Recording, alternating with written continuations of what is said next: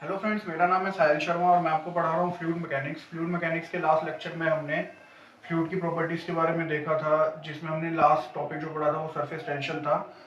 इसके बाद भी फ्लूइड की काफ़ी प्रॉपर्टीज़ है, जैसे कि कोहेशन, एडहेशन और भी काफ़ी प्रॉपर्टीज़ है जिसके बारे में हम डिटेल में स्टडी करेंगे। पर उससे पहले हमें एक प्रिंसिपल या एक लॉ के बारे में देखना होगा, जो आगे जाके काफ़ी इंपॉर्टेंट टॉपिक है, हमारे सेमेस्टर एग्जाम में भी आ जाता है। 2-3 मार्क्स की डेफिनेशन भी आ सकती है। तो लॉ ऑफ ट्रांसमिसिबिलिटी क्या है? लॉ ऑफ ट्रांसमिसिबिलिटी को समझने के लिए सबसे पहले आप उसकी डेफिनेशन देखिए क्या कहती है। According to this law, the external pressure on the surface of fluid is equally distributed throughout the mass of the fluid. यानी कि जो किसी फ्लूइड पर या किसी लिक्विड पर या किसी गैस पर एक्सटर्नल प्रेशर लगेगा उसके सरफेस पर, वो इक्वली डिस्ट्रीब्यूट होगा उस पूरे फ्लूइड के मास में। मतलब कि जैसे कि यहाँ पे आप ये डायग्राम देखिए, इस डायग्राम में इस एरिया जो A1 एरिया है, कोई A1 मान लीजिए एरिया है, इस एरिया A1 में प्रेशर लग रहा है P। तो प्रेशर P लगने पर, जब ये मान लीजिए प्रेशर P लगा और प्रेशर P लगने पर ये पॉइंट Q से पॉइंट L तक आ गया। पॉइंट L के ऊपर आने के बाद जो हमारा ये प्रेशर P होगा वो ट्रांसफर होगा हमारा इस लिक्विड, ये लिक्विड है, कोई फ्लूइड है, इस लिक्विड के थ्रू एरिया A2 पर। एक बार फिर से देखिए, हमने कोई प्रेशर P लगाया, एक्सटर्नल प्रेशर है, P एक्सटर्नल भी से आप कह सकते हो।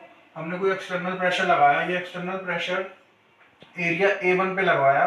तो जो हमारा ये पिस्टन था, इसे हम पिस्टन कहते हैं, ये हमारा पिस्टन हो गया। तो इस पिस्टन पर प्रेशर लगाने पर ये जो हमारा पिस्टन है ये पॉइंट Q से पॉइंट L पर आ गया। तो जो हमारा ये इस पिस्टन ने इतने फ्लूइड को जो है डिस्प्लेस कर दिया नीचे की तरफ, क्योंकि पॉइंट Q से जब L पे आया तो ये वाला जो फ्लूइड है ये कहीं ना कहीं तो डिस्प्लेस होगा। तो P प्रेशर लगाने पर जितना ये फ्लूइड डिस्प्लेस हुआ उतना ही ये फ्लूइड एरिया जो A2 है उस पर आ गया। मान लीजिए यहाँ पे जो फ्लूइड डिस्प्लेस हुआ Q से L के बीच वो X हुआ।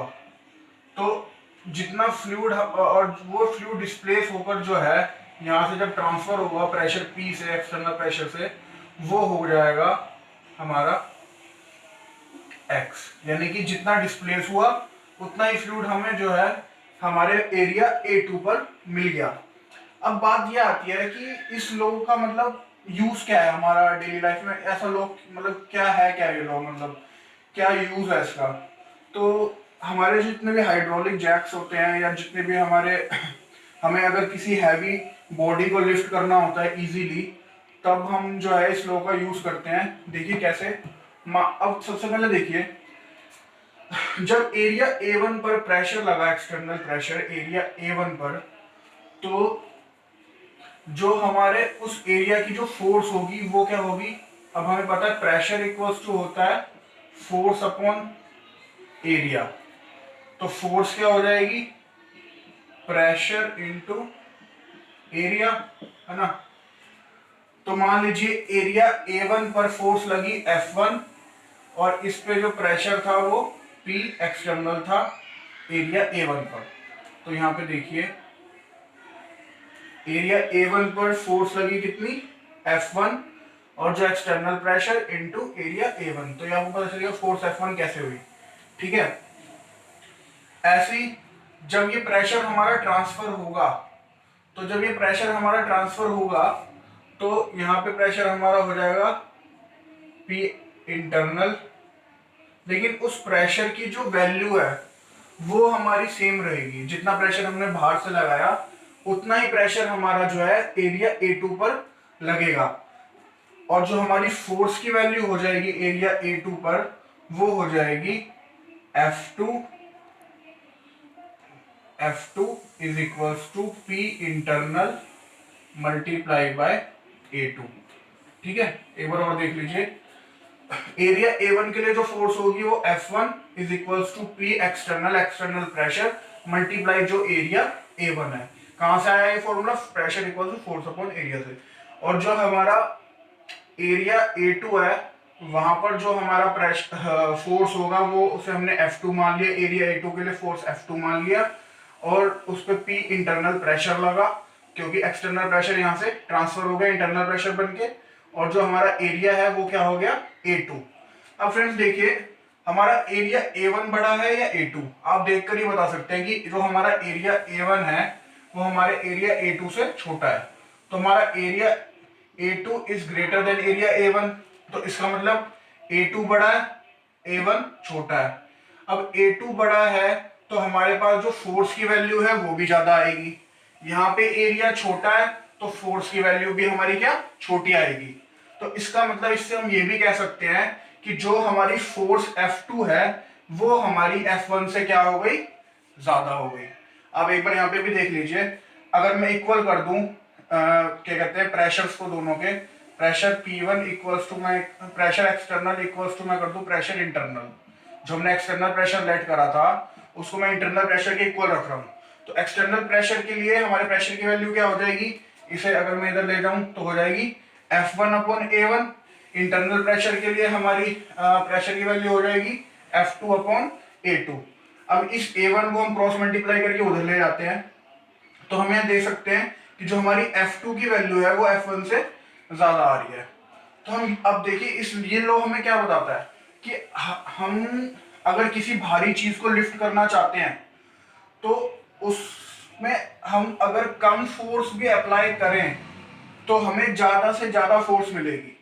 मतलब कि अगर हम कम फोर्स लगाकर कम फोर्स अप्लाई कर कर चाहते हैं कि हमें ज्यादा से ज्यादा लिफ्ट मिले, हम किसी चीज को ज्यादा से ज्यादा लिफ्ट कर सकें, तो वो चीज हमारी जो है इस लॉ की हेल्प से पता चलती है।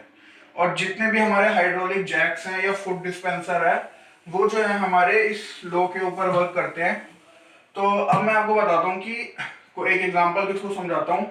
मान लीजिए कोई फूड डिस्पेंसर है, फूड डिस्पेंसर होता है कि आजकल आप देख रहे होंगे कि कोरोना वायरस की वजह से जो फूड डिस्पेंसर बन रहे हैं हाथ धोने के लिए, यहाँ पे ये हमारा सैनिटाइजर की हम एक बोतल रख लेते हैं जो इजीली पंप हो पाती है, और यहाँ पे हम अपने फुट से प्रेशर लगाते हैं। प्रेशर लगाने पर जो है ये प्रेशर जो है हमारा यहाँ से ट्रांसफर होगा। ये जो प्रोसेस होता है लॉ ऑफ ट्रांसमिसिबिलिटी के कारण ही होता है। तो आप जब यहाँ से फुट से प्रेशर लगाएंगे वो प्रेशर जो है हमारा ट्रांसफर होगा यहाँ से, और ये यहाँ से प्रेशर P2 अप्लाई होगा, और जो हमारा सैनिटाइजर या फिर जो भी हैंड वॉश आप वगैरह आप जो भी चाहे यहाँ रख सकते हैं, हैंड वॉश रख सकते हैं, सैनिटाइजर रख सकते हैं, उससे अपने हाथों को आप इजीली धो सकते हैं बिना इसको मतलब आप टच करें जो है आप इसका यूज कर सकते हैं। और काफी मतलब हॉस्पिटल वगैरह में आजकल ये यूज अब देखते हैं कि ये लॉ ऑफ ट्रांसमिसिबिलिटी किस तरह से वर्क करता है इसमें जो फूड डिस्पेंसर है।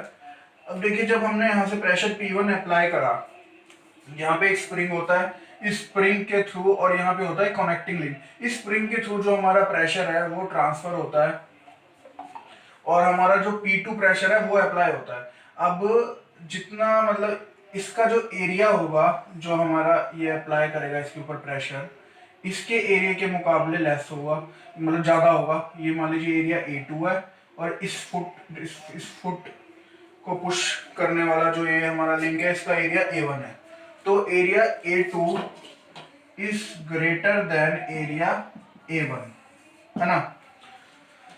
सो ये पे सेम कॉन्सेप्ट लग रहा है कि मतलब जितना ज्यादा एरिया उतनी ज्यादा फोर्स। मैंने आपको बता दिया कि फोर्स किस तरह से ज्यादा होगी, आई होप आप समझ रहे होंगे। तो ऐसे ही यहाँ पर हमें ज्यादा कोई फोर्स अप्लाई करने की जरूरत नहीं पड़ती, या फिर ऐसा नहीं कि मतलब ये बहुत ज्यादा हमें ताकत लगाने की जरूरत है, ऐसा कुछ नहीं है।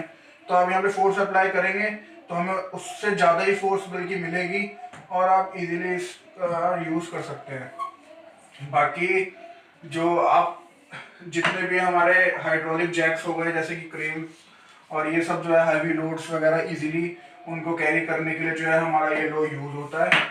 बाकी इस लो में आज बस इतना ही है। इसके बाद जो है हम फ्लूइड की नेक्स्ट प्रॉपर्टी स्टार्ट करेंगे जिसमें हमारा कोहेशन, एडहेशन और भी काफ़ी टॉपिक्स हैं, उनको हम अच्छे से डिटेल में पढ़ेंगे। और फ्रेंड्स मैं आपको बताना चाहता हूँ, अगर आपको ये फूड डिस्पेंसर ऑर्डर करना हो तो मैं अपना लिंक डिस्क्रिप्शन में आपको जो है कॉन्टैक्ट नंबर दे दूंगा। इनके ओनर से आप डायरेक्ट कॉन्टैक्ट कर सकते हैं या मुझसे भी कॉन्टैक्ट कर सकते हैं, आपको ये अवेलेबल हो जाएगा ऑनलाइन। और भी वैसे मास्क और सैनिटाइज़र जो भी आपको चाहिए हो, मास्क है, सैनिटाइज़र है और K49 के मास्क हो गए, तो ये सब भी आप अगर चाहें तो ऑर्डर कर सकते हैं। बाकी मेरी और